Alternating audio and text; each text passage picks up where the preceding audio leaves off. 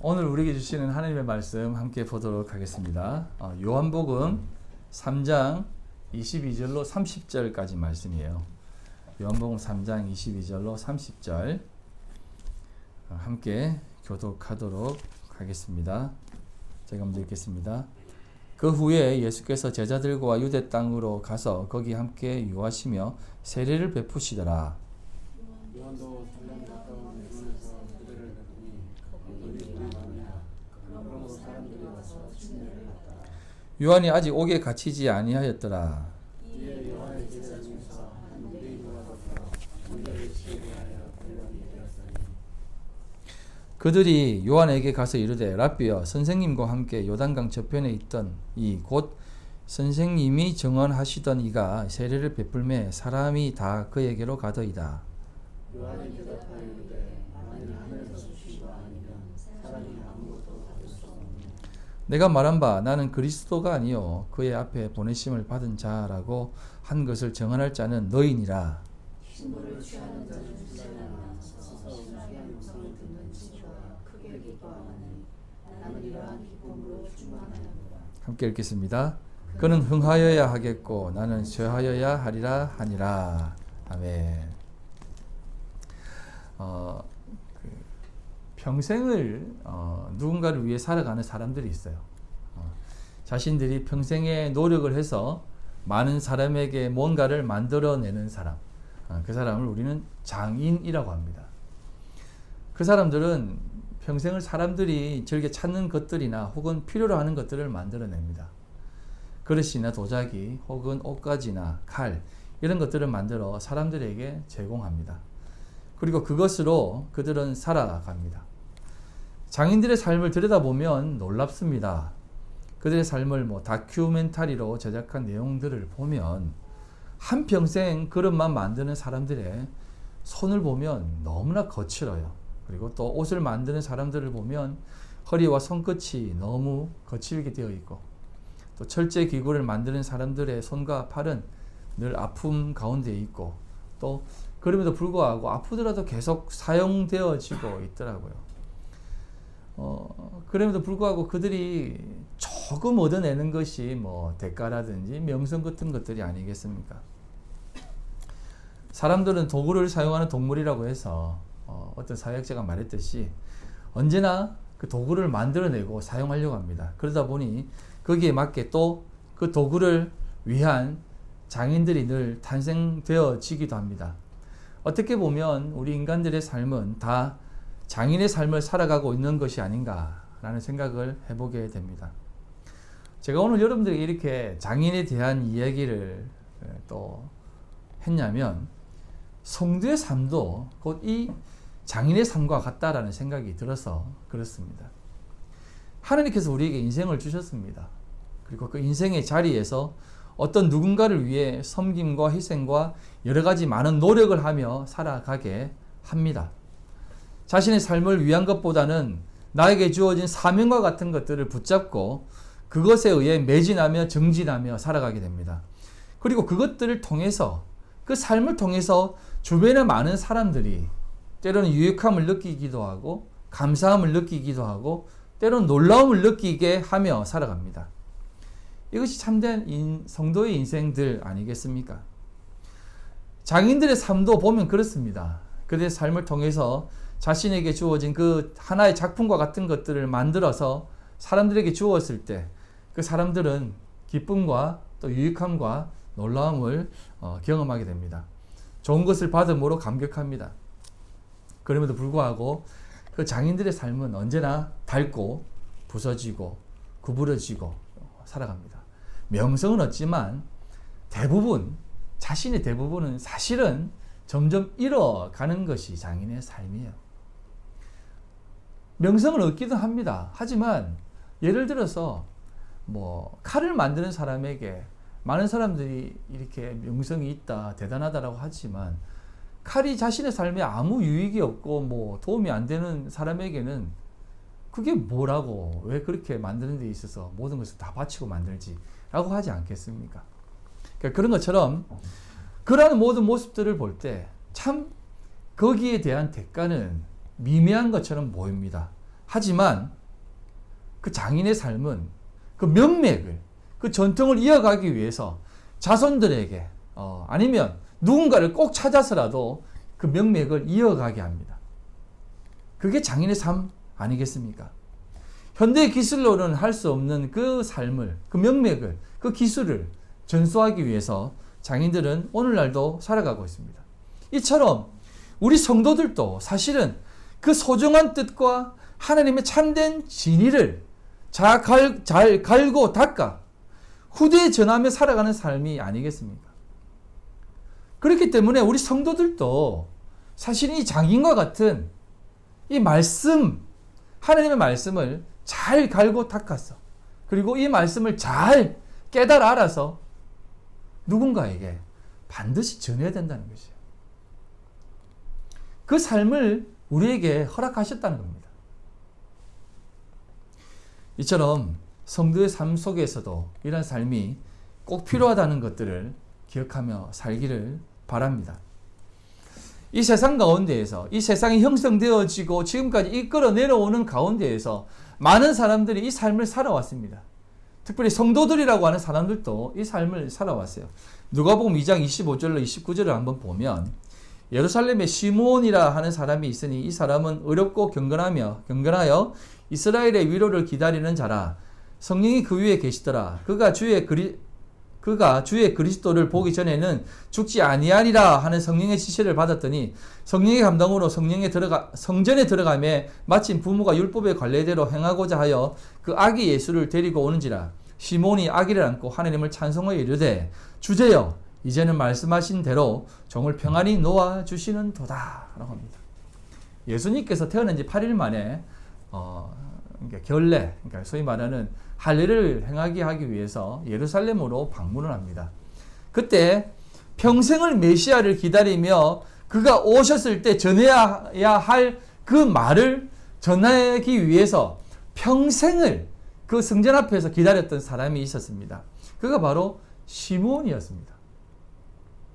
평생을 그가 메시아를 기다리며 메시아가 왔을 때 그 메시아에게 한마디 하는 그것을 위해서 평생을 그곳에서 기다렸다는 것입니다. 그 한마디 하기 위해서.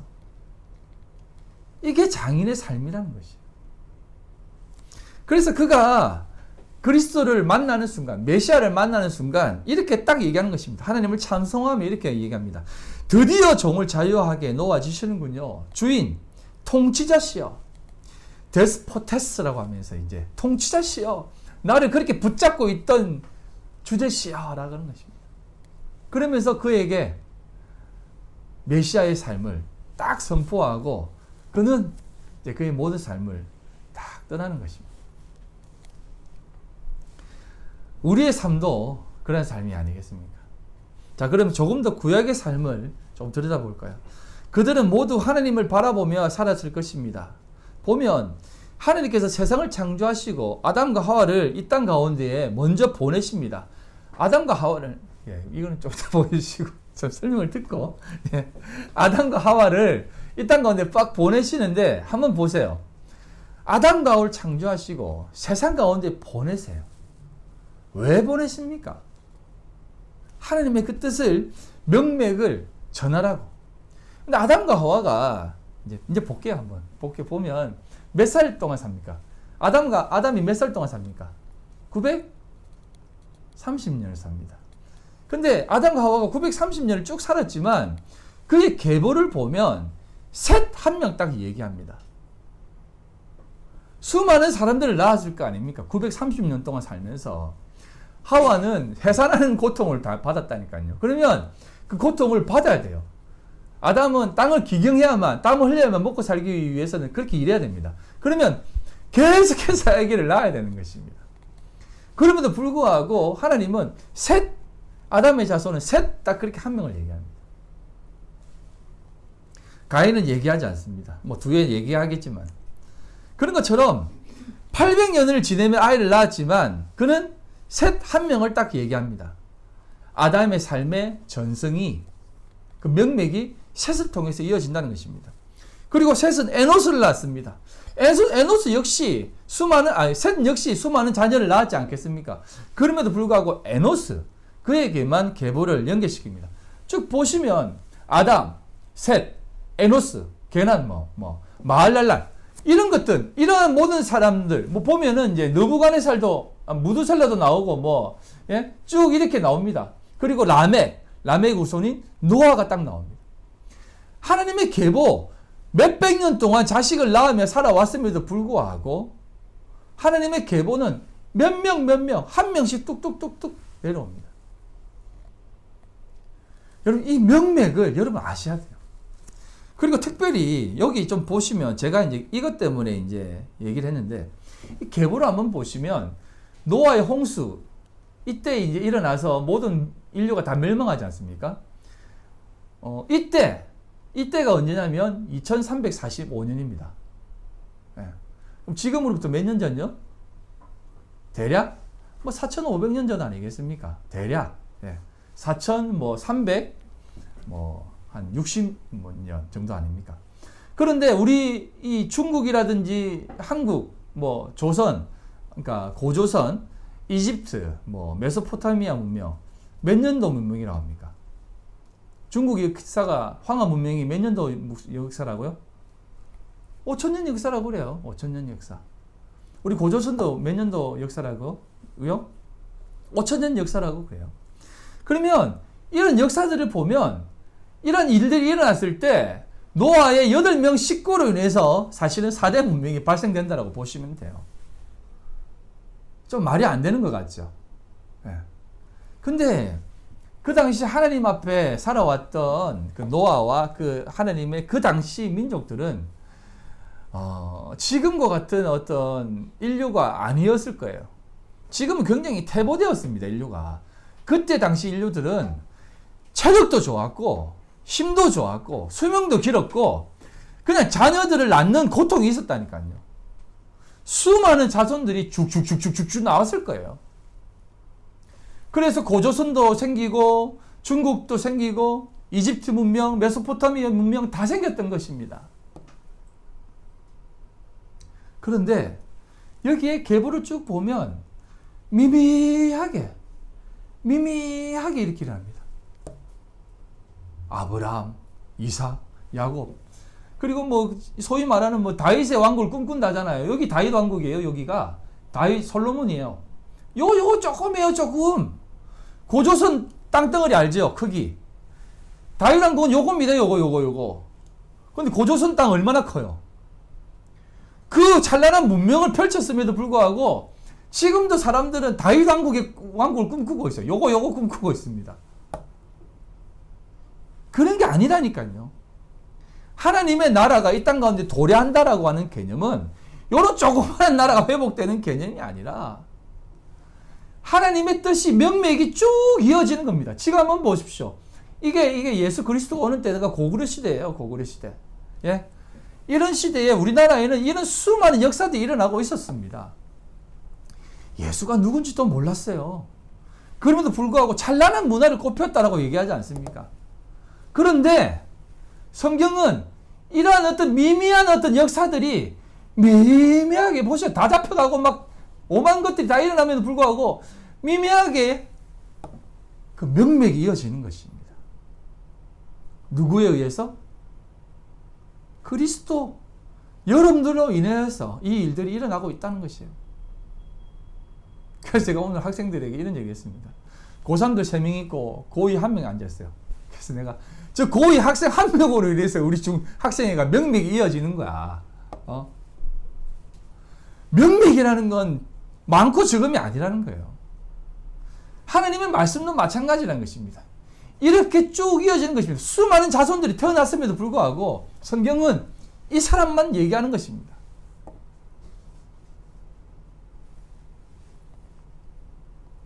이 사실을 아시겠습니까? 아브라함을 부르셔서 그렇게 얘기하는 것입니다. 그런 모든 모습 속에서 오늘 본문에 나와 있는 그 모습도 마찬가지입니다. 세례요한을 딱 등장시킵니다. 세례요한을 등장시켜서 그 하나님의 말씀을 전하라고 했을 때 수많은 사람들이 메시아를 고대하고 막 난리 났습니다. 드디어 참된 메시아가 도래하는구나 하면서 세례요한에게 와서 묻고 회개하고 수많은 사람들이 세례를 받았습니다. 왜? 다윗 왕국을 꿈꿨거든요. 다윗 왕국을.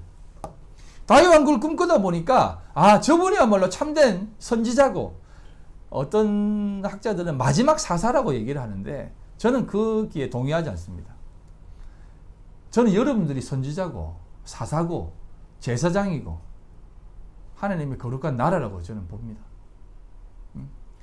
뭐 신사도주의 개념이 아니에요. 저는 여러분들이 하나님의 말씀을 명맥을 이어가고 있는 사람이라고 보고 있어요. 세례요한도 그렇게 왔습니다. 그럼에도 불구하고 주변의 모든 사람들이 그를 추앙하고 높입니다. 그런데 한 가지 일이 생깁니다. 예수님의 제자들이, 그러니까 예수님이 세례를 주었다고 하는데 사실은 이제 4장에 보면 나와 있는데 예수님의 제자들이 세례를 막 줬어요. 사람들이 이제 예수님께 나오니까 예수님의 제자들이 막 세례를 줬어요. 그러니까 여기 보면 유대인과 함께 유대인의 결례에 대해서 논의를 했다고 하지 않습니까? 이 유대인의 결례라는 게 그런 것입니다. 예수님의 제자들은 사실은 요즘 말로 듣보잡이었거든요. 뭐 이 사람들이 뭐 가브리엘 문학생도 아니고 뭐 인정받는 사람도 아니고 신학생도 아니고 목회자도 아닌 그런 개념의 사람들이 와가지고 막 세례를 막 베푸는 거예요. 어부들이 와가지고 막 세례를 주니까 너희들 지금 이상한 짓 하고 있는 거 아니냐. 세례는 아무나 주는 게 아니야. 세례 요한 정도의 어떤 권위가 있고 인정받은 사람이, 엘리야 정도는 소리를 듣는 사람이 되어야만 세례를 줄 수 있는데 당신은 뭐냐. 막 이런 거에 대해서 논의를 한 것입니다. 그리고 그것에 대한 논의를 하고 예수님께 와서 세례 요한에게 묻습니다. 선생님, 당신이 전했던 그 사람에게 모든 사람들이 다 갑니다. 그에게로 가서 세례를 받습니다. 어떻게 하면 좋습니까? 라고 하는 거예요. 그때 세례 요한이 이렇게 얘기합니다. 얘들아, 너희들이 그분이야말로 메시아라고 전해야 되는데 지금 무슨 소리를 하는 거냐? 지금 너희들은 왜 세례를 받았으며 또 왜 나를 따르며 왜 하나님을 믿고 메시아의 도래를 기다리고 있었느냐? 무엇 때문에 기다렸느냐? 그분이 메시아라니까 라고 하면서 이렇게 얘기한 겁니다. 그는 흥하여야 하고 나는 쇠하여야 하는 거야. 그게 맞는 거야 라고 얘기한 것입니다. 그러면서 이런 비유를 들어요. 신부를 취하는 존재는, 신부가 뭐예요? 교회, 성도들 아닙니까? 성도, 교회를 취하는 사람은 그리스도야. 메시아야. 신부, 신랑의 친구들은 그 옆에서 즐거워하는 거야. 취하는 것을 바라보면서 우리는 기뻐하는 거야. 너희들도 그 삶을 좀 깨달아야 돼. 라고 하면서 요한복음 3장 28절로 30절에 얘기해주고 있는 것 아닙니까? 그는 흥하여야 하겠고 나는 쇠하여야 하리라. 이 개념이 하나님의 마음을 가지고 믿음을 가지고 말씀을 받은 자의 모습이라는 것입니다. 이게 바로 전승을 가진 자, 말씀을 가진 자, 계승자라는 것입니다. 우리는 선지자입니다. 선지자란 하나님의 말씀을 받은 자예요. 그와 동시에 하나님의 말씀을 받은 자로서 그 말씀을 전해야 되는 계승자라는 것이에요. 참된 하나님의 말씀을 받아 그 명맥을 유지하는 사람이라는 겁니다. 그럼에도 불구하고 오늘날 많은 사람들은 세례 요한의 제자와 같은 모습을 취하고 있습니다. 세례를 왜 받았으며 왜 하나님을 믿는지에 대한 개념을 잊어버리고 많이 세례받고 많이 모이니까 좋구나라고 하는 그 개념 속에서 눈이 멀어버린 것입니다. 그러니까 더 많이 모으려고 하고 더 많이 모으는 방법을 취하려고 하는 것입니다. 그러다 보니 복음은 퇴색되어지고 종교는 의미 없이 되어져 버리고 니나 나나 할 것 없는 기독교도 종교가 되어버린 것입니다. 그냥 내 삶에 이 땅 가운데 살아가면서 종교 하나쯤 있어야 되지 하는 것으로 되어져 버린 것이 기독교예요. 여러분은 왜 하나님을 믿습니까? 정말 이것을 목숨 걸고 지켜 후대에 전하기 위해서 살아가는 사람입니까?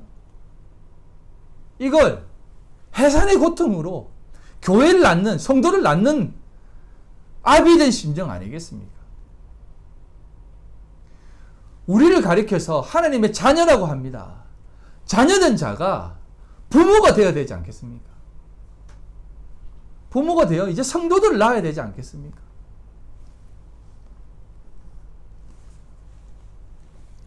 그래서 하나님께서는 아브라함을 불러서 뭐라고 얘기하냐면 12장입니다. 12장, 창세기 12장 1절로 5절. 여호와께서 아브라함에게 이르시되, 자, 한번 보시면 역사적으로 쭉 보겠습니다. 하나님이 세상을 창조하세요. 우리를 만드셨습니다. 그리고 이 땅 가운데 두십니다. 죄악을 범해요. 우리가 그 죄악 가운데 죽은 자입니다. 그래서 하나님이 물로서 죽여버립니다. 노아로, 은혜로 살아납니다. 방주로 예수 그리스도로 살려냅니다. 자, 살려내면 살아난 자는 어떻게 살아야 됩니까? 믿음의 삶을 살아야 되지 않습니까? 그럼에도 불구하고 믿음의 삶을 살지 못하기에 어떤 일을 일어나게 됩니까? 믿음의 삶을 살지 못한다는 것이 종교생활입니다. 바벨탑을 쌓는 것이 종교적 행위입니다. 자신들이 참된 종교를 만들어 하나님을 기쁘게 해드려 보자라고 하는 그러한 행위예요. 그런데 그거 아니다! 라고 하면서 하나님이 어떻게 합니까? 아브라함을 딱 부르십니다. 이게 다 우리 안에 일어나는 일이에요. 우리를 불러서 이렇게 얘기합니다. 너는 너의 고향과 친척과 아버지의 집을 떠나 내가 내게 보여줄 땅으로 가라. 내가 너로 큰 민족을 이루고 내가 내게 복을 주어 내 이름을 창대하게 하리니 너는 복이 될지라. 너를 축복하는 자에게는 내가 복을 내리고 너를 저주하는 자에게는 내가 저주하리니 땅의 모든 족속이 너로 말미암아 복을 얻을 것이라 하신지라. 이게 바로 이제 너는 아비 집을 떠나 부모가 되어서 참된 민족을 만들어라는 뜻이에요. 이에 아브라함이 여호와의 말씀을 따라갔고 롯도 그와 함께 갔으며 아브라함이 하란을 떠날 때에 75세였더라. 아브라함이 그의 아내 사레와 조카 롯과 하란에서 모은 모든 소유와 얻은 사람들을 이끌고 가나안 땅으로 가려고 떠나매 마침내 가나안 땅에 들어갔더라 라고 합니다. 마침내 가나안 땅에 들어갔더라. 그 전에 중간에 일이 있었습니다. 하란에서 데라가 아버지가 죽고 모든 재산 많이 탕진되어집니다. 그리고 많이 가난해져요. 그 여정은 제가 설명을 안 드려도 뭐 여러분 하도 많이 들어서 아실 수 있을 것입니다. 그럼에도 불구하고 하나님이 마침내 가나안 땅에 들어갔더라라고 합니다. 하나님이 그 일을 지금도 우리를 이끌고 계시고 이끌어가고 있는 것입니다.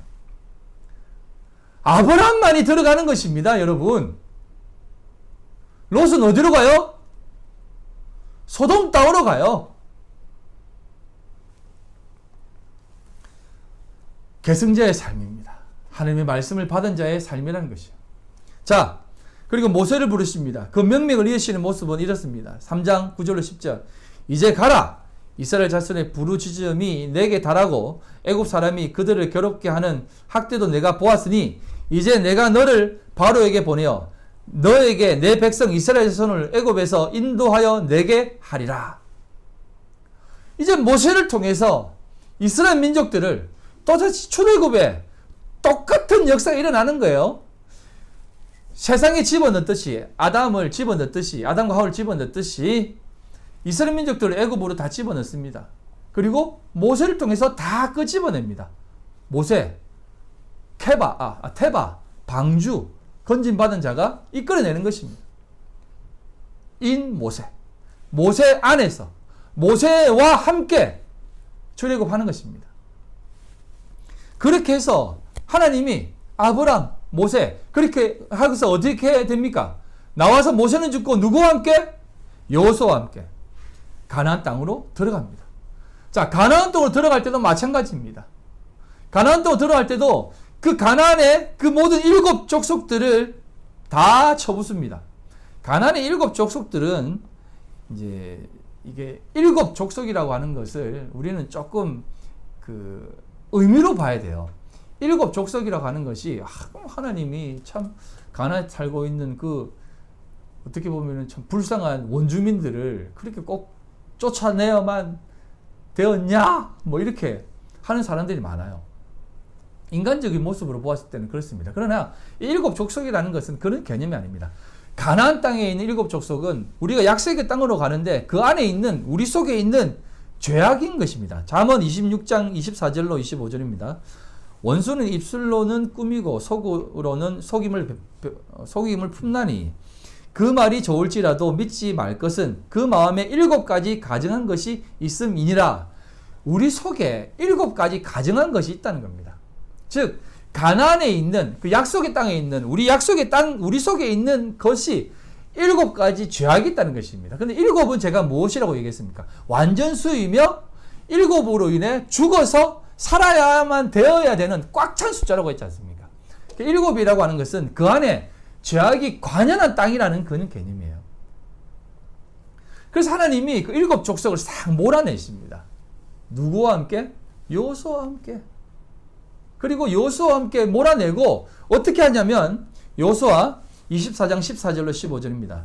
그러므로 이제는 여호와를 경외하며 온전함과 진실함으로 그를 섬기라. 너희의 조상들이 강 저쪽과 애굽에서 섬기던 신들을 치워버리고 여호와만 섬기라. 만일 여호와를 섬기는 것이 너희에게 좋지 않게 보이거든 너희 조상들이 강 저쪽에서 섬기던 신들이든지 또는 너희가 거주하는 땅에 있는 아모리 족속의 신들이든지 너희가 섬길 자를 오늘 택하라. 오직 나와 내 집은 여호와를 섬기겠노라 하니라는 겁니다. 여호수아가 마지막 죽기 직전에 또 이렇게 명맥을 선포하며 가는 것입니다. 그들 땅에 벌써 이미 아모리 족속의 신들이 이렇게 자리하기 시작했어요. 왜냐? 인간들은 늘 눈에 보이는 것을 추구하거든요. 제가 말씀 한번 드린 적이 있지 않습니까? 가나안에 딱 들어갔는데 벌써 여리고성부터 이건 대단한 거고 광야만 생활했던 그들에게 가나안 땅은 너무나 대단한 땅이었습니다. 그러다 보니 야 너희들 어떻게 이렇게 잘 살 수 있었고 비옥하고 이렇게 먹을 것이 많이 생겨? 라고 물으니까 우리는 바알 신을 풍요의 신을 섬겨 다산의 신 아세라 신을 섬겨 이렇게 얘기하는 것이에요. 그러니까 그 어떤 신이야? 우리 신은 만나하고 이런 거밖에 안 줬는데 어떤 신이야? 이런 신이야 하면서 막 얘기하니까 여러분 그 포교에 막 넘어가는 겁니다. 예? 똑같잖아요. 오늘날도 기독교도 마찬가지잖아요. 예? 우리가 예수를 믿는데 우리의 삶에 참된 그 말씀의 깊이를 깨닫기보다는 늘 무엇만 추구합니까? 무당들을 찾아가고 불교를 믿는 이유도 다 그런 거 아닙니까? 예? 절에 가도 대웅전에서 절하는 사람은 몇 없어요. 스님들이나 거기에서 드리지. 다 복 준다고 하는 관음보살상이 있는 그런 삼신각이 다 모여 있어요. 예? 자식 낳게 하는 그런 곳. 그거 가서 계속 탑돌이하고 불상 만져요. 어떤 불상은 발을 하도 만져가지고 발가락이 다 닳고, 어떤 불상은 코를 하도 만져가지고 코가 다 닳고 막 그러잖아요. 탑돌이 하도 해가지고 사람 손으로 이렇게 다니는데도 탑이 닳을 정도라니까요. 지금도 그렇게 돌고 있어요. 근데 그런 것들을 추구하는 것들이 우리 기독교 안에서도 비일비재하다는 것입니다. 여호수아는 그것을 얘기하는 것입니다. 나와 내 집은 여호와만을 섬기겠다. 여호와만을 섬기겠다. 그런 다산의 신, 풍요의 신을 믿는 것이 아니라 여호와 하나님만을 믿겠다는 것입니다. 그래서 하나님의 백성들은 늘 하나님의 도우심이 없이는 살아갈 수 없게 하시는 거예요. 그래서 하나님 도와주세요 밖에 못하는 겁니다. 하나님 도와주세요. 하나님이 이 모든 것들을 이겨낼 수 있습니다 하는 것이에요. 가나안 땅 들어갔어도 자기들이 이긴 것입니까? 하나님이 이기게 해주신 것 아닙니까? 이처럼 우리의 삶 속에서도 세례요한의 고백 가운데 하나님은 흥하고 우리는 사해야 된다는 그 고백 속에서 우리는 무엇을 깨닫고 또 많은 사람들에게 전해야 되냐면 나로 인해서 하나님이 드러나는 삶을 사셔야 되는 것입니다. 우리의 삶에 진짜 한번 생각해 보십시오. 내가 만약에 여러분들 뭐 이렇게 진짜 1000명, 10,000명 교회 목사님이에요. 그 앞에서 진짜 하나님만 바라보세요. 하나님이 모든 어려움을 도와주십니다. 라고 하면 저기에 뭐 10명 모이는 목사님이 나를 바라보았을 때 어떻게 생각하겠습니까? 저 목사님은 뭐 아무 문제 없겠지. 아무 어려움 없겠지. 이렇게 생각하지 않겠습니까? 누구를 바라보겠습니까? 누구를 바라보겠습니까? 사람을 바라본다는 것입니다. 근데 그러지 말라는 겁니다. 우리는 하나님을 바라보라는 겁니다.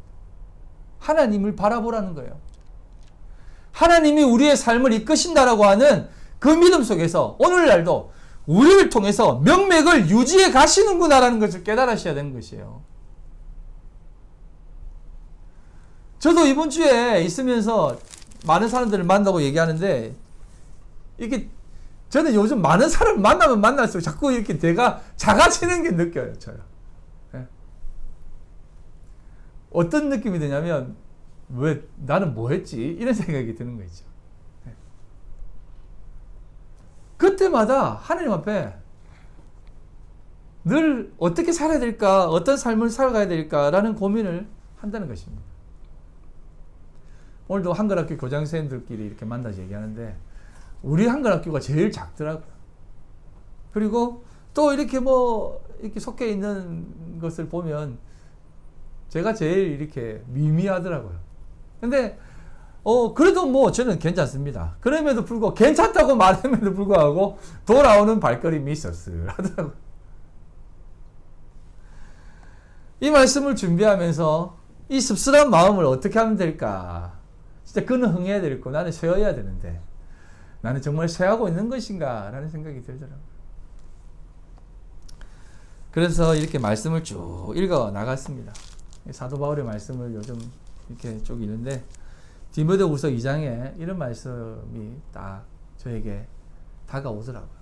그리고 이 말씀이 주는 참된 교훈이 느껴지더라고요. 큰 집에는 금그릇과 은그릇뿐 아니라 나무그릇과 질그릇도 있어 귀하게 쓰는 것도 있고 천하게 쓰는 것도 있나니 그러므로 누구든지 이런 것에서 자기를 깨끗하게 하면 귀히 쓰는 그릇이 되어 거룩하고 주인의 쓰임에 합당하며 모든 선한 일에 준비함이 되리라. 아멘. 금그릇도 있고 은그릇도 있고 나무그릇도 있고 질그릇도 있고 또 귀히 쓰는 그릇도 있고 천히 쓰는 그릇도 있다. 여기까지만 보면 나는 그래도 조금 금그릇이 아니 최소한 저기 뭐 동그릇은 돼야 되지 않겠습니까? 청동그릇 정도는 하나님 그래도 내 나름대로 열심히 하잖아요. 이렇게 생각할 수 있는데 이 다음에 말씀이 저에게 참 깨닫게 하시더라고요. 그러므로 누구든지 이런 것에서 자기를 깨끗하게 하며 금그릇, 은그릇, 뭐 좋은 그릇 이런 것들이 쭉 있는 중에 너는 나무 그릇이야. 심지어 깨지기 쉬운 황토 질그릇이야. 그러니까 툭 치면 깨지는 그런 사구리 질그릇이야. 라고 했을 때 이런 것들에서 자기를 깨끗하게 하면 귀히 쓰는 그릇이 된다라고 말씀을 하시더라고요. 그래서 그걸 보면서 하나님 참 깨끗하게 할 수 없지만 하나님 도와주세요. 난 아직도 못난 인간이라서 여전히 그게 안 되네요. 이런 것에서 이런 것들 속에서 이 수많은 것들 속에서 깨끗게 되게 하여 주십시오 라는 기도를 하게 되더라고요. 그렇게 되면 귀히 그는 그릇이 귀히 쓰는 그릇이 우리 하나님이 귀히 쓰는 그릇이 되어 거룩하고 주인의 쓰심에 합당하여 모든 선한 일에 준비함이 되리라 라고 하는 말씀이 나에게 다가오더라고요. 사랑하는 성도 여러분, 여러분들은 그러한 모든 삶 속에서 깨끗함과 또 준비하여 하나님이 쓰시기에 선한 일에 준비되어지고 있습니까? 선한 일에 준비되어지고 있다는 것은 그릇의 종류가 아니라 그 그릇을 깨끗이 비워 하나님의 말씀을 그 속에 담을 준비를 하는 삶의 모습입니다. 이게 누가복음이나 마가복음에 나와 있는 부자 청년에 대한 비유입니다. 부자 청년이 한 청년이 옵니다. 성경 그 청년이 재물이 많은 청년이라고 표현합니다. 그 청년이 와서 예수께 묻습니다. 선한 선생님이여, 어떻게 하면 영생을 얻을 수 있습니까? 라고 물으니 예수님이 첫 번째 대답이 이것입니다. 너는 왜 나를 선한 선생이라고 얘기하느냐? 선한 분은 하나님 한 분밖에 없다라는 겁니다. 본인 역시도 질그릇이다는 것이에요. 하나님을 담고 있는 그릇이다는 것을 말씀하고 있는 겁니다. 그래서 그 청년에게 이렇게 얘기합니다. 네가 가지고 있는 그 재물 다 팔아라. 비워라.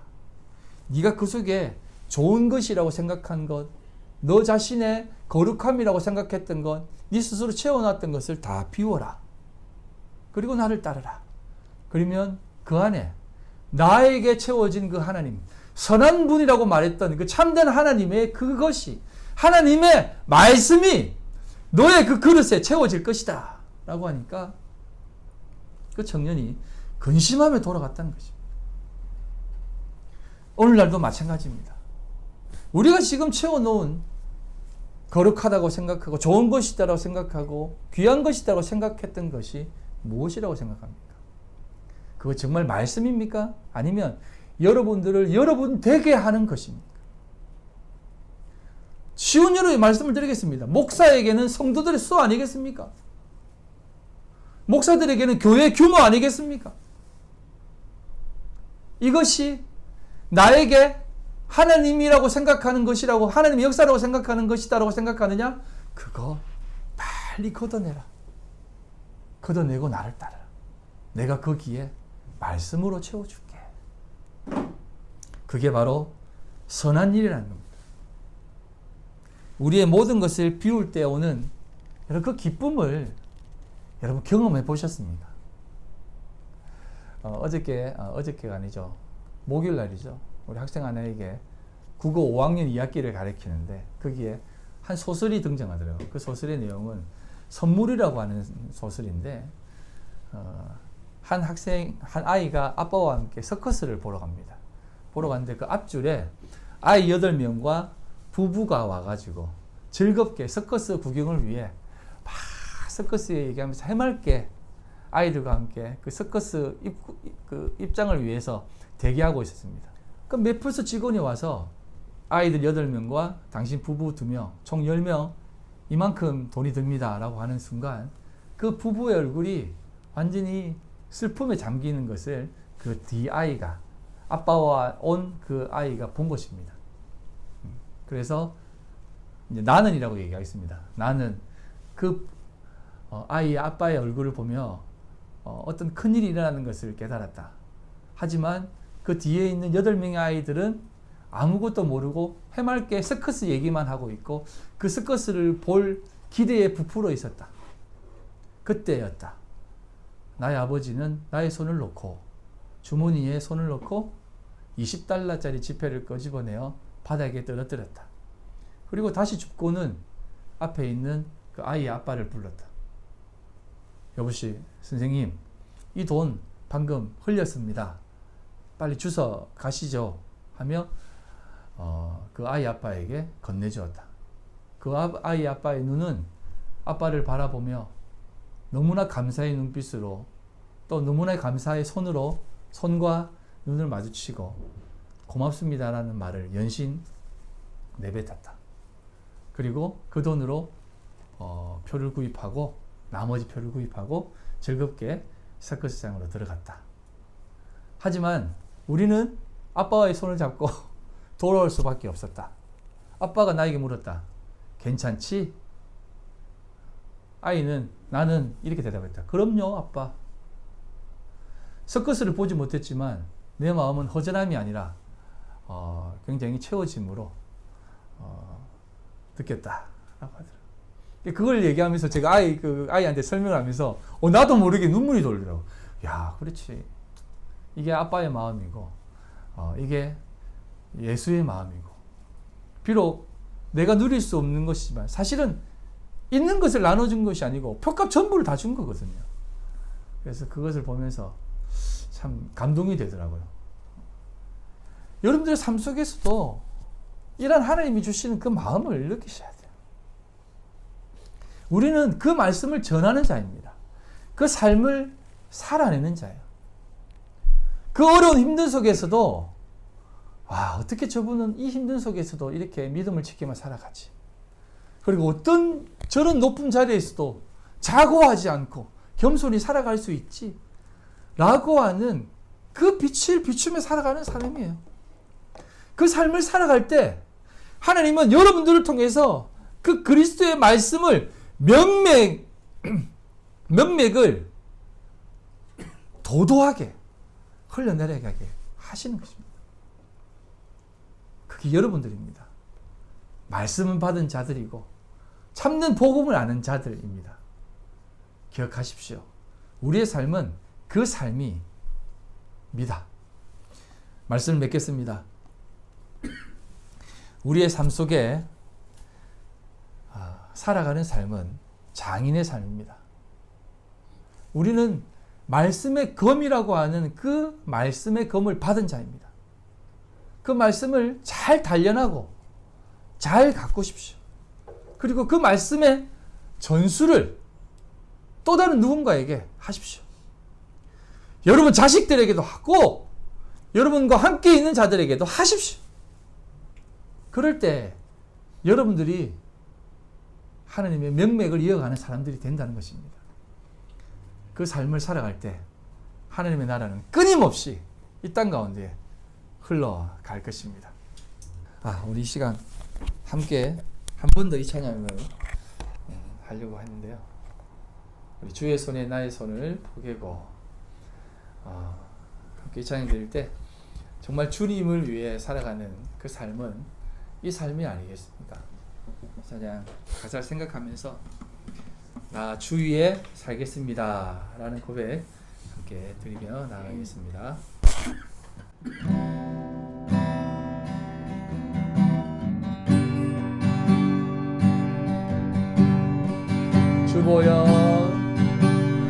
주보여 날 정결케 하고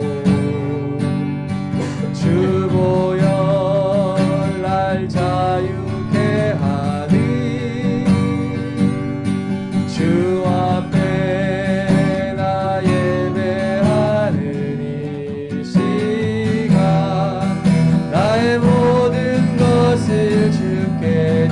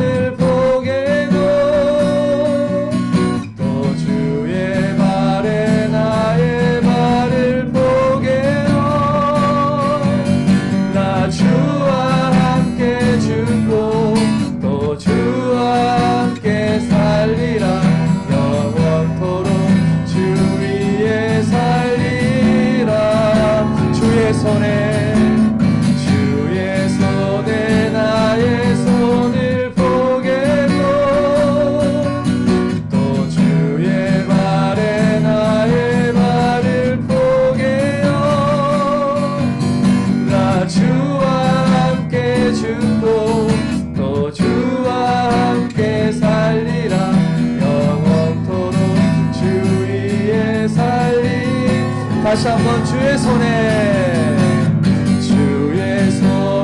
나의 손을 포개고 또 주의 발에 나의 발을 포개어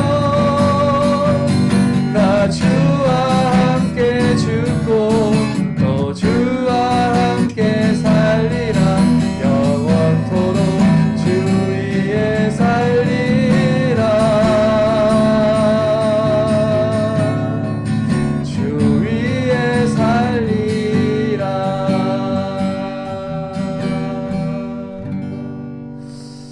하나님 아버지, 영광과 자성을 드립니다.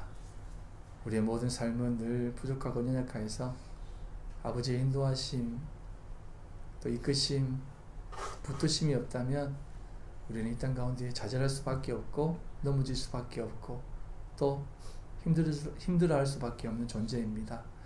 하나님 꼭 붙잡아 주시옵소서.